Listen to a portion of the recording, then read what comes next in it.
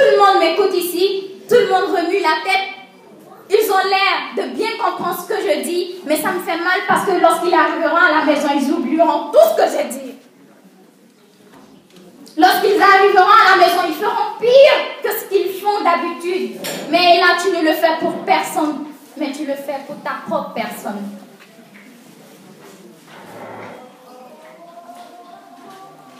Tu le fais pour ta propre personne. Il n'y a qu'une seule chose qui gagne, l'islam. Il n'y a qu'une seule chose qui gagne, la religion musulmane. On ne te dit pas de ne pas te maquiller. On ne te dit pas de ne pas t'habiller. On ne te dit pas de ne pas porter les chairs parures. Mais si tu veux les porter, porte-le pour ton mari. Seulement pour ton mari. Regarde-moi la sœur qui se maquille, elle s'habille, elle est toute en sexy, elle s'hésite, elle est dehors et tous les hommes la regardent. Elle est contente et fière parce que tous les hommes la regardent. Elle est fière et contente parce qu'un beau mec vient de lui, fait un clin d'œil. Oh là là. Tu es marié à la maison. Mais tu cherches encore à séduire d'autres hommes. Excuse-moi du thème, mais c'est ça ton intention. La seule intention que tu as, c'est de faire venir vers toi. C'est d'attirer d'autres hommes vers toi. Mais tu es mariée, ma soeur. Est-ce que tu sais c'est quoi l'importance du mariage?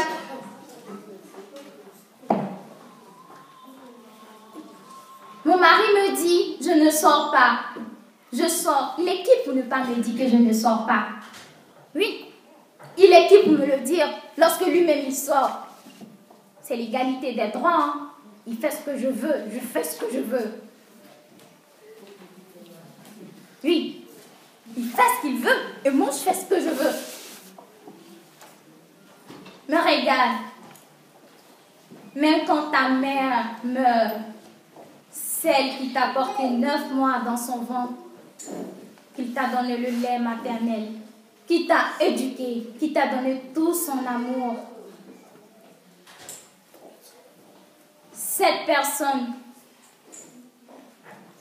qui est destinée à être la plus importante dans la vie d'un enfant.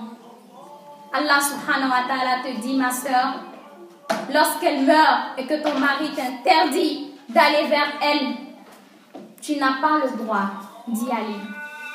Seulement pour te montrer l'importance de ton mari.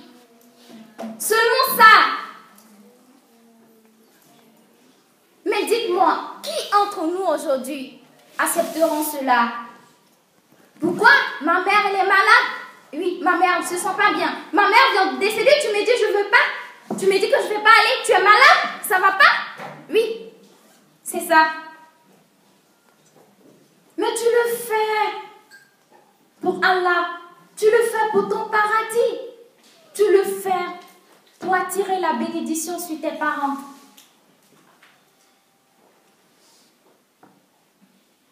Personne ne sait qui va défoncer qui ici, mais on est sûr qu'un jour nous allons tous quitter ce monde.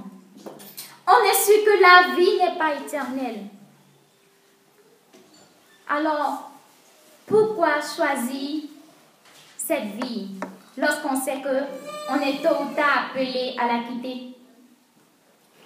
Pourquoi la choisir?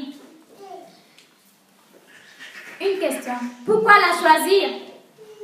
Lorsqu'on sait qu'on a un paradis qui nous attend.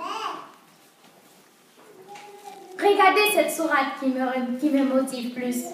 La sourate au Rahman. Lorsqu'on nous dit que le juge du jugement dernier, c'est cette sourate qu'Allah subhanahu wa ta'ala va réciter. Mon frère, ma soeur, il n'y a que les pieux qui entendront la belle voix d'Allah subhanahu wa ta'ala salmodier cette sourate. Je ne vais pas la terminer, mais je vais tout juste vous la commencer. Quelques versets.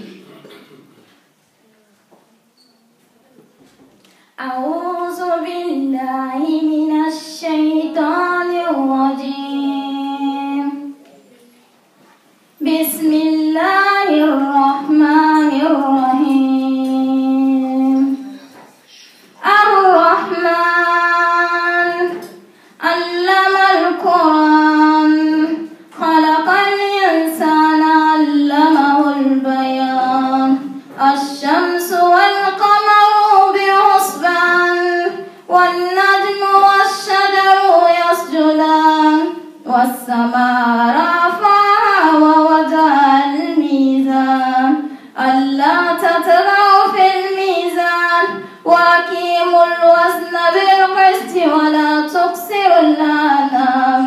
والأرض وضعها للأنام فبأي آلاء ربكما تكذبان صدق الله العظيم. Ma sœur, tu n'aimeras pas entendre cette sourate avec la plus belle voix, la voix que l'esprit ne peut imaginer.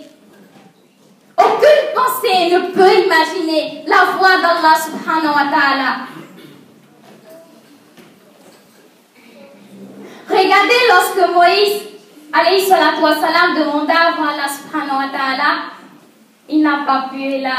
Mais regardez ce qu'Allah subhanahu wa ta'ala lui répond. Rien ne peut contenir ma présence, mais le cœur d'un croyant sincère, il peut. On voit Allah tous les jours dans nos vies, lorsqu'on l'aime, lorsqu'on le suit. On voit Allah tous les jours dans nos vies. À chaque fois que tu pries et que tu dis Iyyaka na'budu wa iyyaka nasta'in, c'est toi que nous adorons. Allah, il est présent de toi, il est devant toi, il est en face de toi. Demande-lui ce que tu veux. Mais tu mens quand tu dis ça. Tu fais des promesses à Allah, les promesses à laquelle tu ne tiens même pas. Comment tu lui dis c'est lui seul que tu adores alors que tu ne fais pas ce qu'il veut? Comment tu lui dis que c'est lui seul que tu adores alors qu'il te dit de respecter ton mari, tu ne le respectes pas?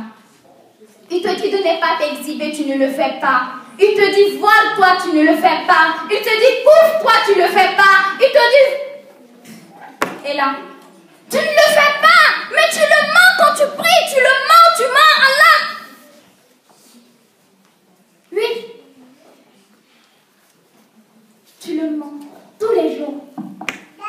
C'est toi seul que nous adorons. Quand quelque chose t'arrive, tu dis c'est le sorcier du village.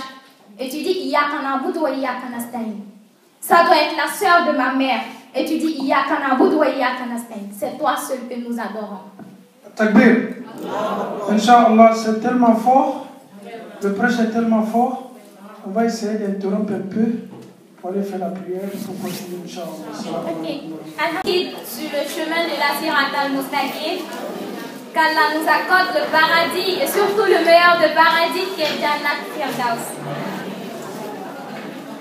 Bon, je vais juste essayer de dire quelques petits...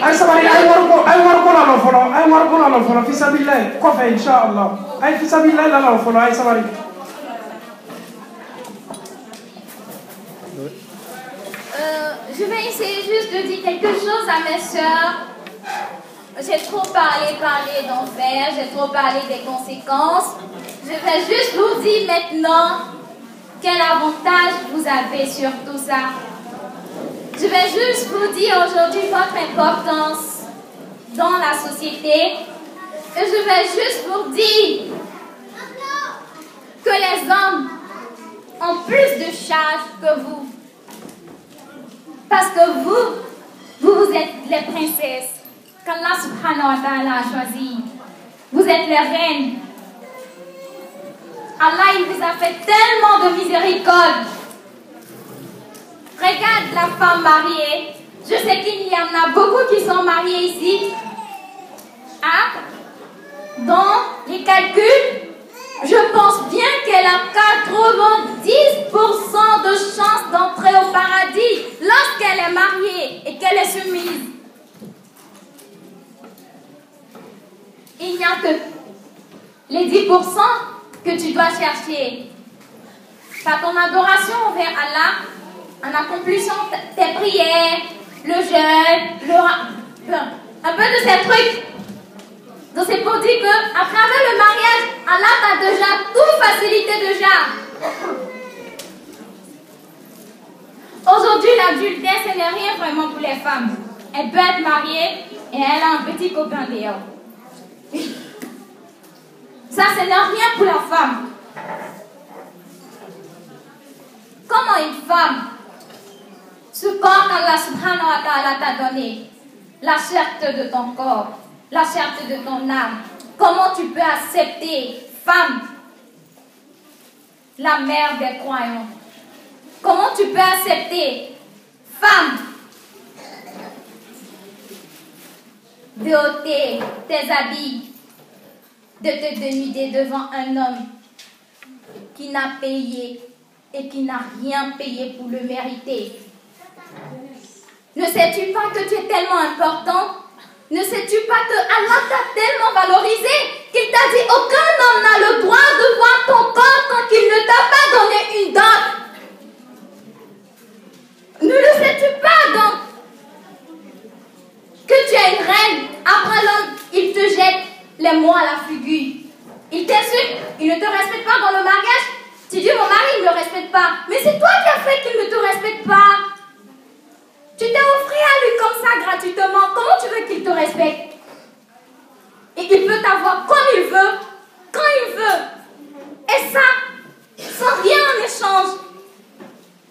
Un homme qui t'a marié, a payé ta dot, il sait comment il l'a fait pour t'avoir. Il va toujours te respecter. Et quand il va te parler, il va peser tes mots. Parce qu'il sait ce que tu vaux. Et il aura confiance en toi. Il aura confiance en toi parce que tu mérites qu'on ait confiance en toi.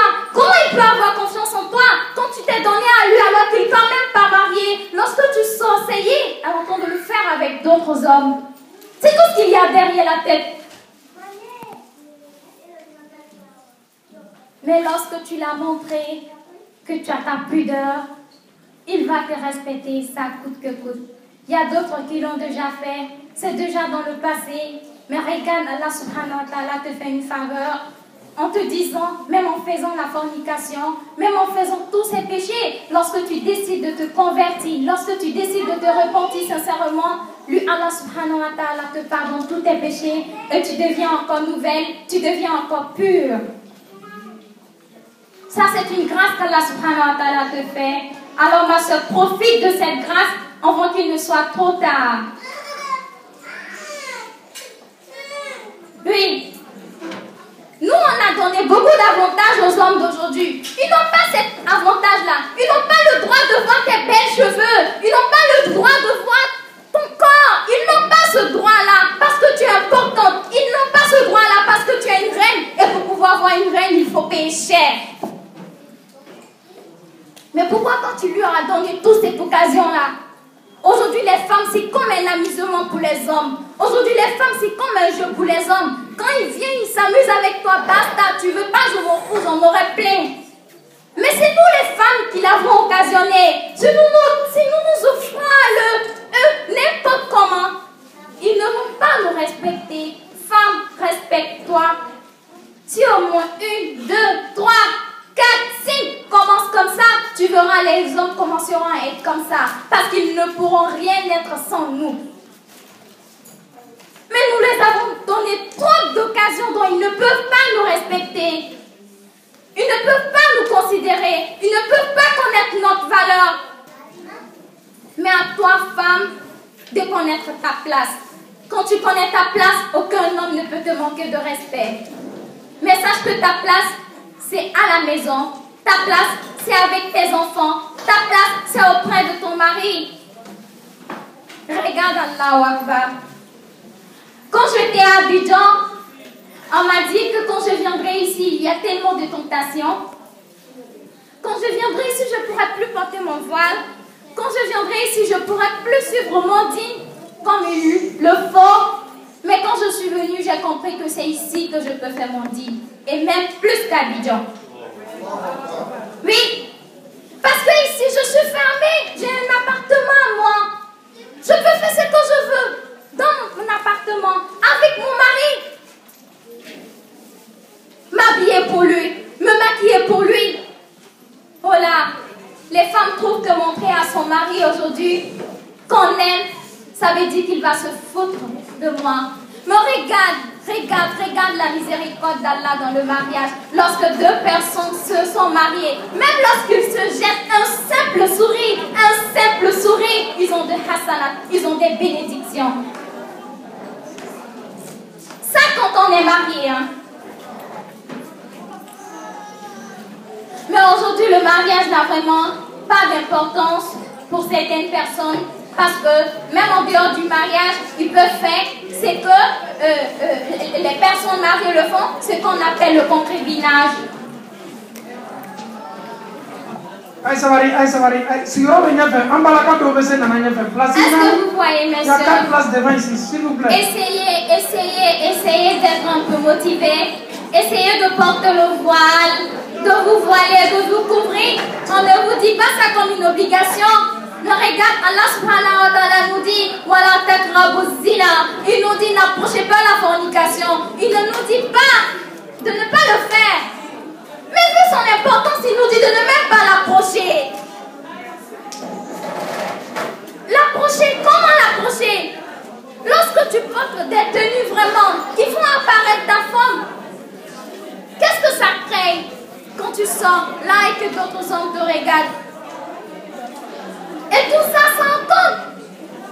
Et si une femme savait, regardez les menaces qui portent sur cette chose appelée fornication, c'est que lorsqu'une femme et un homme forniquent, lorsque ce sont des personnes mariées, on doit vraiment les lapider à mort. Les gens pensent que